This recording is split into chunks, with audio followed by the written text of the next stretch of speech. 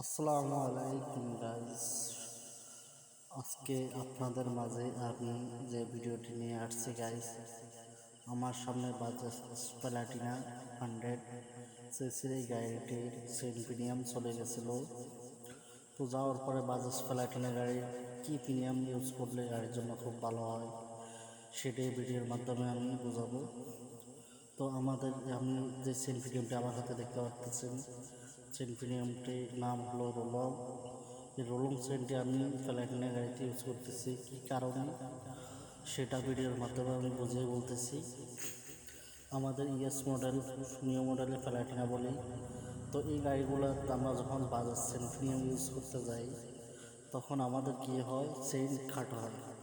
Chain 2-3 ইঞ্চি short থাকে। Short থাকার পরে আমরা চেইন জোড়া দিই। জোড়া দেওয়ার কারণে চেইন অতিরিক্ত যখন ওভারলোড করবেন চেইনটি ছিঁড়ে যাওয়ার সম্ভাবনা খুব বেশি থাকে। তো নতুন আপডেট যে রোলং চেইন প্রিমিয়ামটি আমরা দেখতে পাচ্ছেন সামনে, এই চেইনটি আমাদের একবারই হুবাহু, কোনো প্রকার লম্বা হবে না, শর্ট হবে না, একবারই মাপ মতো থাকে। এই জন্য আমি এই রোলং চেইন প্রিমিয়ামটি খুব ভালো পাই। তো আপনাদের কারো যদি এই ধরনের সমস্যা হয় চেইন প্রিমিয়ামের, আপনারা এই রোলং চেইন প্রিমিয়ামটি ইউজ করতে পারেন। আশা করি অনেক ভালো মজা পাবেন। গাড়ির আর্গুমেন্টটাও ঠিক থাকবে, কোনো চেইন লুজ হবে না।